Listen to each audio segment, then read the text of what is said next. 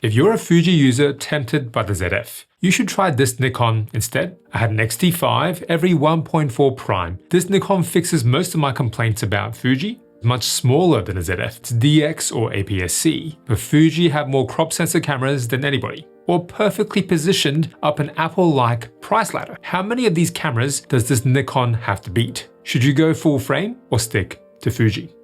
Hello, I'm Jack. This is Bokeh Therapy. This exercise is for all the Fuji users who told me they find the ZF too heavy. I borrowed the Z52 from Nikon Australia to see how competitive they're trying to be in APS-C. But what's the point of switching systems if it's the same sensor size? The Z52 needs to address my 3 Fuji gripes. I can only bring one of these cameras to shoot an event later tonight. I borrowed this Fuji from my friend who claims this is where Fuji peaked. Native ISO maxes out at 12,800, the Z52 51,200. Don't these cameras share the same sensor size?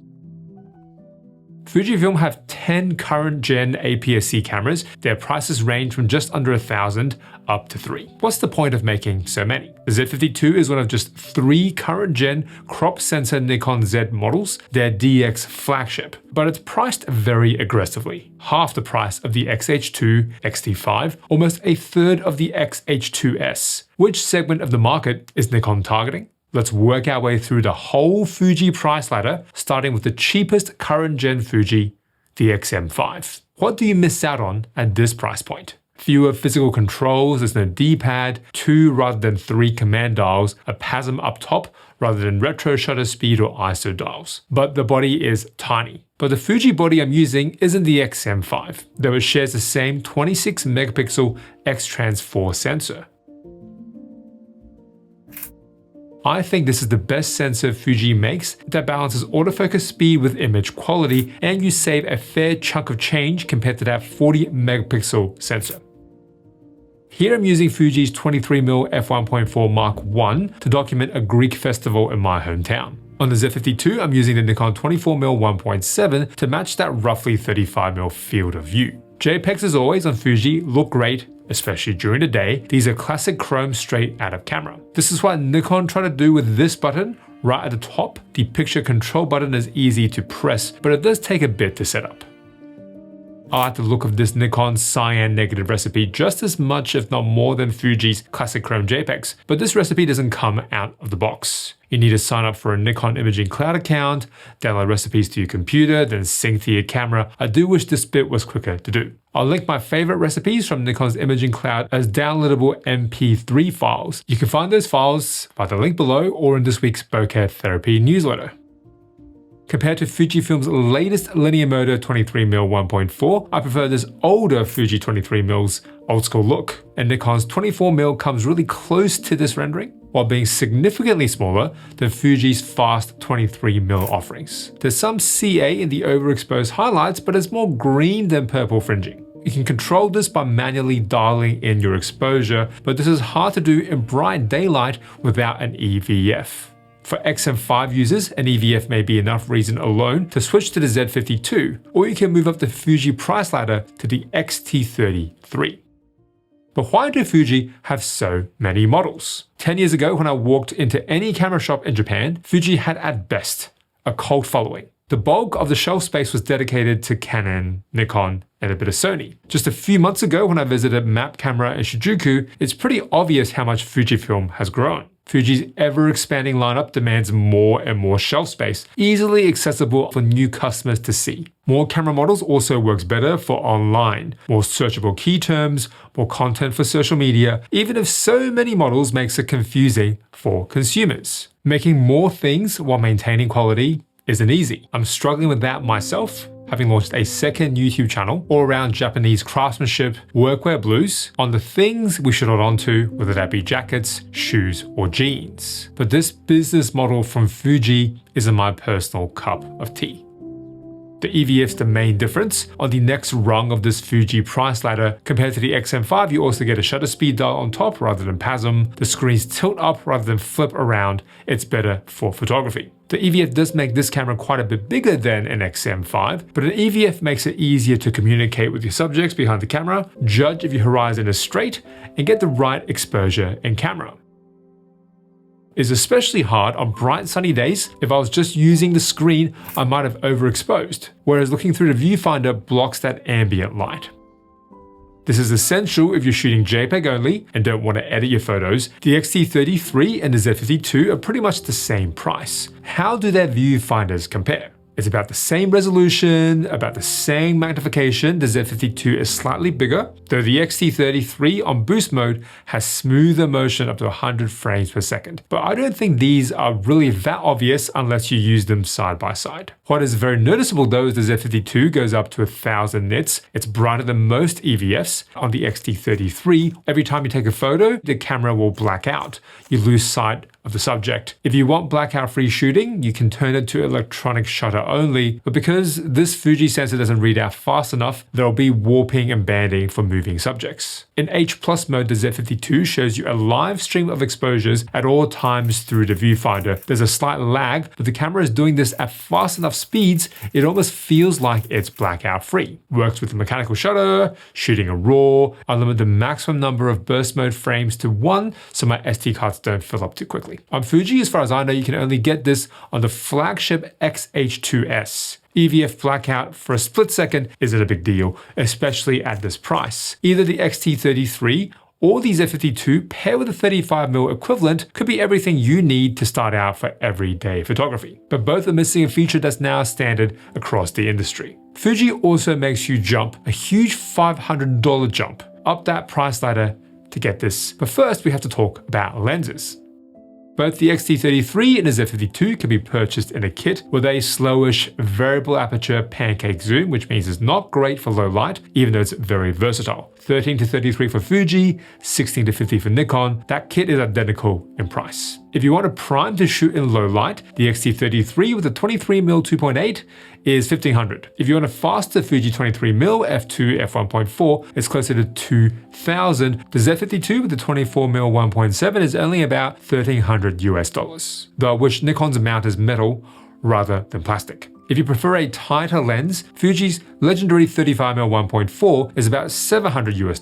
The 35 f2 is about $400. Nikon's 35mm 1.7, which does have a metal mount, splits the difference at just over $400, and it also doubles as a macro lens. Nikon's DX lineup of lenses was sparse for a long time. They're filling out the lineup with newer lens releases, but what you can't get on Nikon unless you move to full frame is IBIS. Fuji charges an extra $500 up from the X-T33 for the XS20, but other than IBIS, it has almost identical specs. How much is IBIS worth it to you for photography? With a minimum shutter speed of 1/500th of a second to freeze any motion, even if you stop down, there's plenty of light, the ISO never gets that high.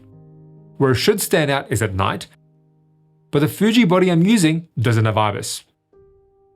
Native ISO maxes out at 12,800, whereas the Z52's native ISO goes up to 51,200. The Fuji 35mm 1.4 has classic rendering. The Nikon 35mm 1.7 macro is more modern. These flavors come out at night in these dimly lit ambient scenes. This is as good a time as any to talk about most people's biggest Fuji gripe: AF. On the X-T5, green focus boxes can make you think faces or eyes are in focus until you go back to check. 5 to 10% of the time for me, there's a false positive. Just enough to lose a bit of trust in the camera. It also varies depending on the lens you choose. Linear motor lenses are mostly fine for autofocus, but these older 1.4 lenses I'm using are amongst the worst offenders. And for photography, I mainly used AFS on the X-T5 when I still had that camera. I filmed a 30-minute talking head video for work on the Z52. The camera didn't lose my face or eye once, but I didn't face that problem on my friend's Fuji camera either. I'll come back to why I think that's the case in a second. For photography, I used continuous 3D spot tracking on the Z52, half press and the camera tracks, just as well as my ZF and ZR. But back to my friend's Fuji. It has a 26 megapixel X-Trans4 sensor, and for whatever reason, the latest Fuji AF algorithms seem to work better on this sensor than a 40 megapixel sensor. AFC wide tracking worked fine on this camera with the 35mm 1.4, Fuji's oldest lens. Having less data to process just seems to let the AF work much more seamlessly. By the time you see this video, Who knows? Maybe a new Fuji firmware has fixed everything, but right now it's hard to see the value in the higher end Fujis with 40 megapixel sensors. If you want IBIS, the XS20 is the sweet spot, but that makes it significantly more expensive than a Z52. XT50 gives you IBIS plus the 40 megapixel sensor. XT5 gives you everything plus that smaller rangefinder form factor. XT5 adds a better EVF, dual card slots. XH2 has a better EVF again, better grip, CF Express, XH2S, all of the above plus a fully stacked sensor. But when it's so obvious what features are being held back at different rungs of the Fuji price ladder, I'm leaning towards agreeing with my friend's hot take. This Fuji body might be where it all peaked. It's an XT3.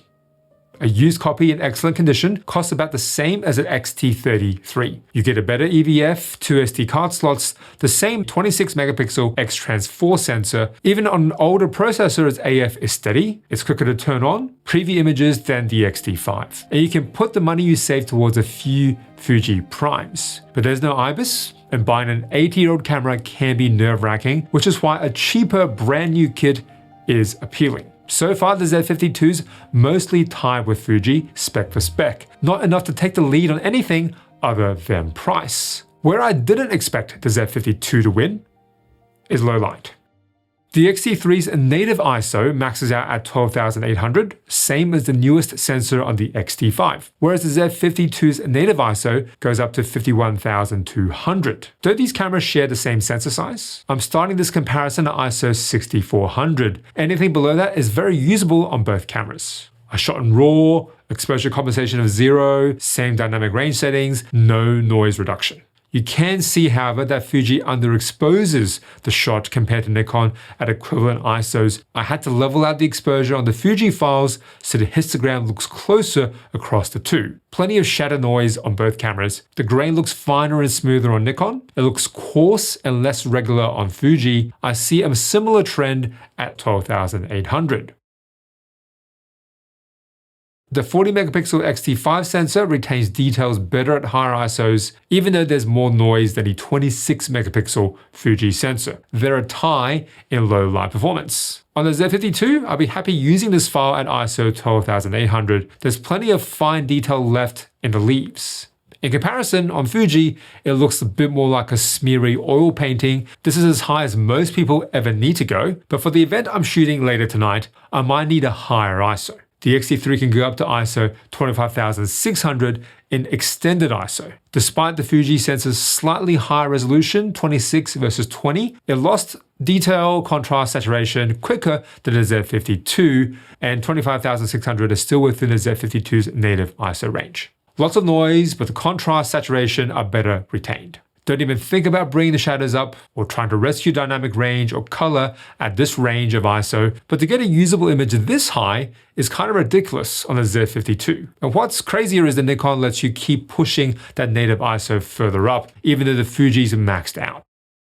So I'd compared it to the full frame ZF. The ZF at 51,200 looks as clean and contrasty as the Z52 at 25,600. I wouldn't hesitate pushing the Z52 to 12,800, 25,600 with noise reduction, and that's why I left the Fuji behind and took the Z52 out for the event tonight.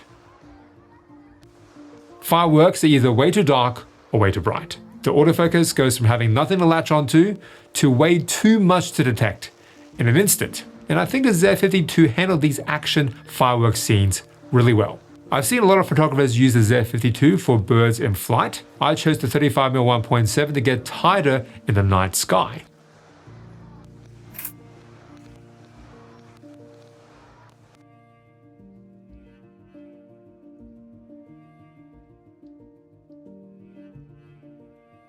Though it's a macro lens, the focus motors did well, focus to infinity, even in these incredibly difficult conditions. Despite the Z52's better autofocus, low light performance, it isn't ideal for pro work, not just because of its single SD card slot, but because of the problem I encountered during the fireworks. Battery life.